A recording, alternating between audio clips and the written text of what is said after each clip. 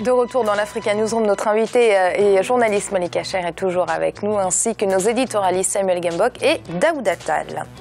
En 2008, 3 organisations est-africaines se sont engagées à accélérer la mise en place d'un marché commun africain, l'objectif étant de renforcer la coopération entre les États du continent et favoriser ainsi le développement économique.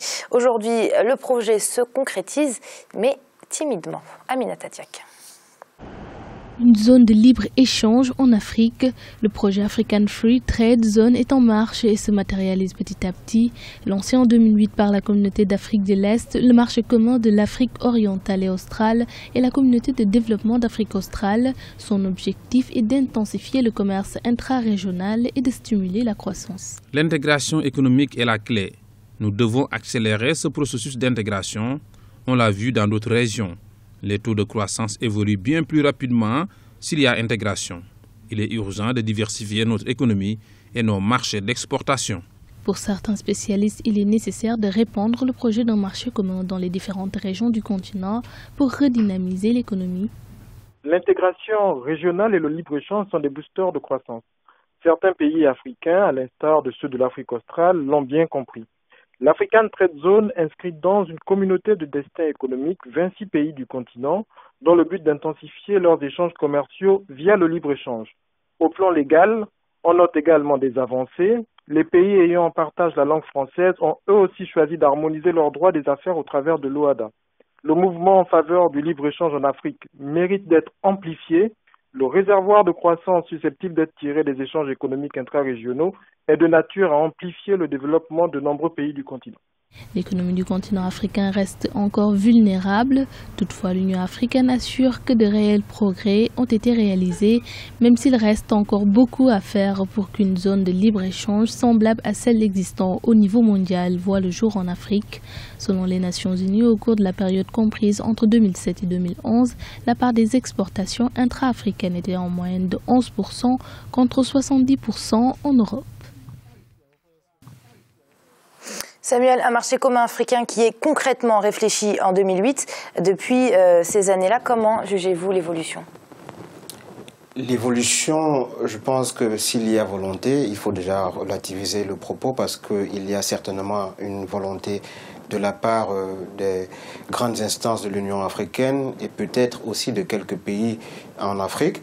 Mais maintenant, cette volonté bute sur des réalités beaucoup plus compliquées qui sont structurelles, notamment les réseaux routiers qu'il faut aménager, l'interconnexion entre les grandes capitales pour fluidifier les trafics, les échanges commerciaux. Ça, c'est un défi majeur. On peut tenir tous les discours, on peut écrire tous les textes, aussi sophistiqués soient-ils, s'il n'y a pas de route, s'il n'y a pas d'infrastructure de communication, il n'y aura pas d'intégration et il n'y aura pas de marché commun. L'Europe s'est bâtie parce que l'Europe a pu bâtir un marché commun parce qu'il y avait ce potentiel qui était déjà acquis. Et aujourd'hui, pour que cela puisse se faire sur le continent, il faut adosser à cette ambition économique et commerciale un volet politique qui permettra de consolider même l'architecture politique de l'Union africaine. Si cela n'est pas fait, on n'aura pas de marché commun. Je reste très sceptique quant à la capacité et à la possibilité du continent de mettre en place un marché commun à court terme. Même à l'intérieur, même au niveau des régions, il y a certainement des évolutions à géométrie variable. L'Afrique de l'Ouest ne connaît pas la même situation que l'Afrique centrale. L'Afrique de l'Est ne connaît pas la même situation que l'Afrique australe.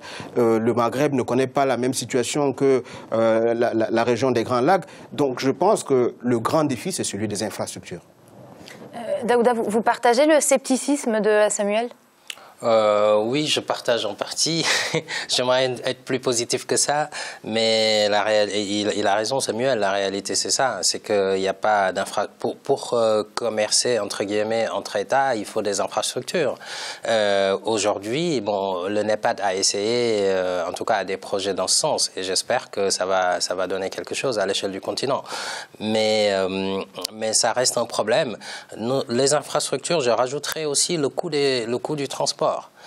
Parce que si, par exemple, vous avez un produit qui vient d'Europe pour être acheminé en Afrique. Le même produit va coûter moins cher, par exemple, que quand c'était produit par un pays voisin et exporté vers un autre, parce que le coût du transport est élevé dans nos pays, c'est quand même un problème. Donc il y a les infrastructures, il y a le coût des transports, il y a aussi notre capacité productive. Je pense que nos économies restent des économies comme de rente, simplement. Si je prends le cas de l'Afrique centrale, au sein de la CEAC, on sait très bien que, exactement, même la CEMAC, la CEAC, 40% des exportations sont apparemment viennent des hydrocarbures. En plus de ça, on va rajouter tout ce qui est les industries extractives, les mines et tout ça. Donc on va finalement arriver à un pourcentage qui dépasse la moitié des exportations en matière brute finalement.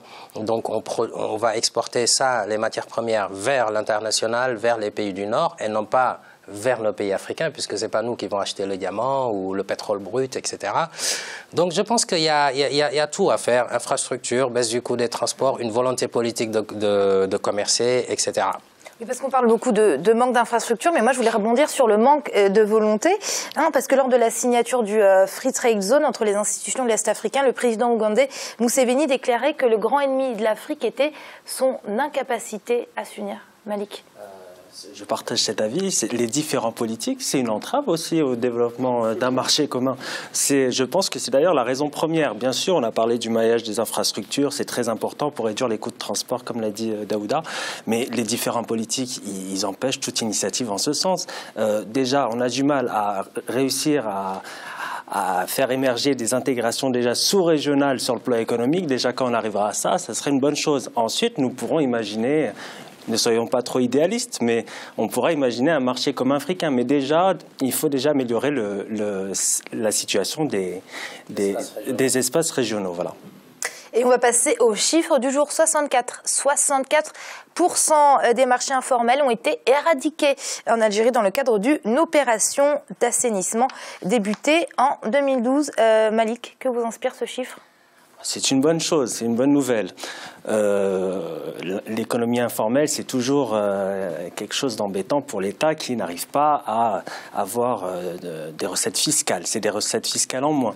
Bon, l'éradication de l'informel, c'est bien, mais il faut derrière avoir une politique qui permette aux jeunes d'avoir un emploi durable. Parce que l'informel est souvent, c'est souvent le secteur, entre guillemets, des jeunes qui n'ont pas de solution sur le marché du travail dit formel. Et derrière cela, il faut vraiment impulser une politique qui permette aux jeunes finalement d'abandonner le commerce informel, mais finalement d'avoir un commerce formel derrière. Il y a une politique en ce sens. Il y a des créations de marchés dits formels, que ce soit dans les fruits et légumes, que ce soit dans... Voilà, c'est ce qui a été fait. Mais il faut aller encore plus loin. Et non, c'est une bonne chose et ça permettra à l'État aussi de récupérer des assiettes foncières parce que parfois, il y a des assiettes foncières qui sont monopolisées par des marchands informels. Et ça, c'est très important. Oui, parce que Samuel, sur ces marchés informels qui ont été éradiqués, 45% ont été du personnel a été réinséré dans des marchés formels. Alors qu'est-ce qu'on en dit? On se réjouit pour ces 45%-là ou on s'inquiète pour les autres qui n'ont pas été réinsérés? On se réjouit et on s'inquiète. De toute la façon, je pense que la dynamique a été lancée. J'ai souvent l'habitude de le souligner. Je soutiens très fermement les efforts enregistrés par l'Algérie sur le plan économique. C'est une économie qui reste parmi les meilleures économies dynamiques du monde. Et je pense que l'éradication avec un pourcentage aussi élevé du secteur informel, permettra de booster l'économie, permettra d'ailleurs d'accroître le taux de croissance du pays. Ça permettra d'alimenter les caisses de l'État, comme Malik le disait tout à l'heure. Et je pense aussi que c'est un très bon signe pour les politiques sociales, parce que c'est une façon aussi de reconnaître le travail abattu par ces populations qui travaillent tous les jours et qui n'ont pas une récompense, une reconnaissance formelle sur le plan institutionnel. Et le marché informel, c'est 40% du PNB algérien, donc c'est quelque chose de conséquent. Et effectivement, cette éradication-là, elle permettra juste de booster l'économie. C'est très important. Oui, Daouda, que vous a inspiré ce chiffre?